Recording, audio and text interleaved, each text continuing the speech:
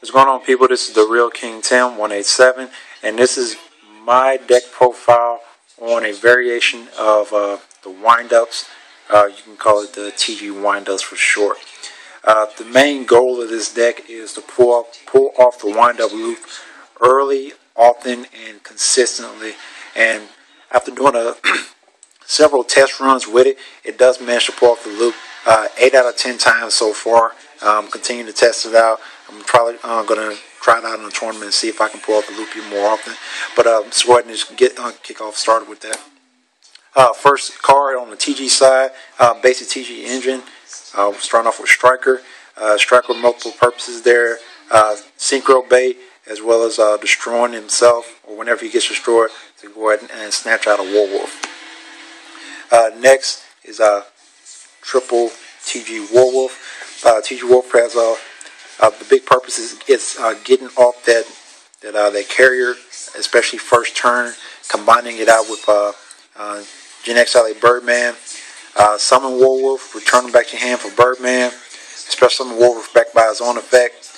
Exceed up a carrier, and from there you can start the loop off. Next up is from the wind-up side of the house, triple rat, essential to the loop. Hunter.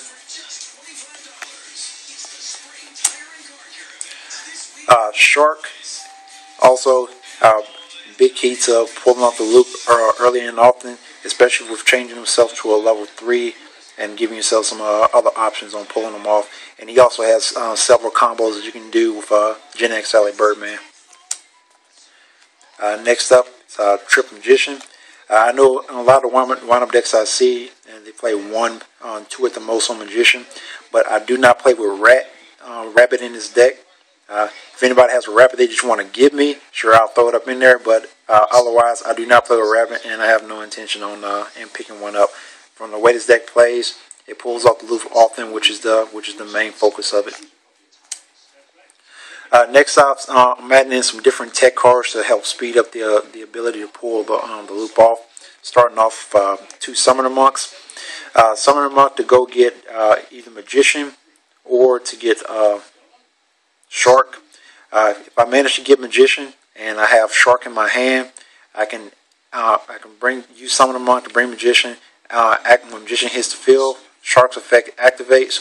Magician can go get a Hunter out of the deck. Shark trains itself to a level 3, exceed for carrier, and the loop continues on.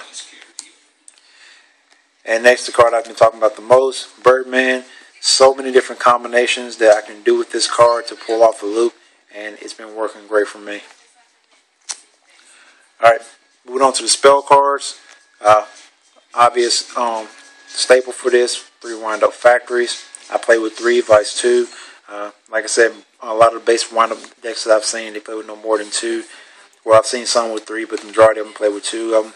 But again, I'm not playing with a standard wind-up deck. Next is Foolish Burial. Quickly to put that Hunter into your deck. It has a couple different combinations you can do with it, but mainly to get Hunter in the deck and the graveyard. Next up, Book of Moon. I kind of just teched this up in here. I found that it works pretty good with Acid Golem. You saw put Acid Golem up on the field. End of your opponent's turn, flip him face down. On standby phase, you don't have to lose any life points or discard any Exceed materials.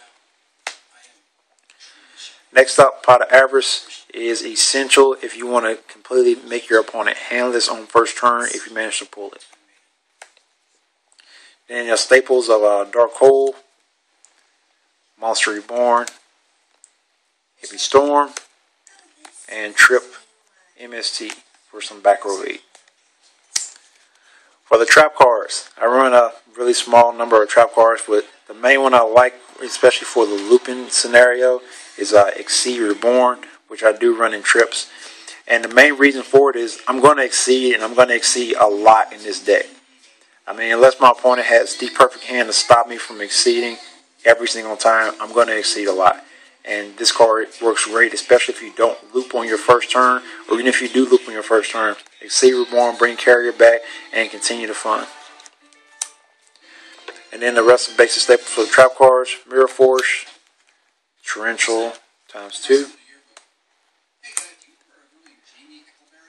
2 Solemn Warnings, and Solemn Judgment. Now the extra deck has changed, and it's probably going to continue to change back and forth, but I'm just going to give you the basic rundown of what I'm playing with right now. 3 Wind-Up Carrier Zen Mighties, 1 Leviathan, 1 Acid Golem, Laravel, in the event that I'm a synchro with Gen X Ally Birdman, give himself a moving play, I can just bring him back. 1 Utopia. And I do run some synchros because I do have tuners in here. Catastor. 1 Notori Beast, which is awesome. I managed to do that in one of the tests where I got Notori Beast out there first turn after completing the loop. Put him next to Leviathan Dragon and just sat there. Bryonek, Black Rose, Gen X Ally Triforce. He has a couple different reasons why he's up in there. I mean, you can synchro him with Magician to give him an additional effect of burning your opponent whenever he destroys a monster. I mean, he's just a good card to just throw up in there.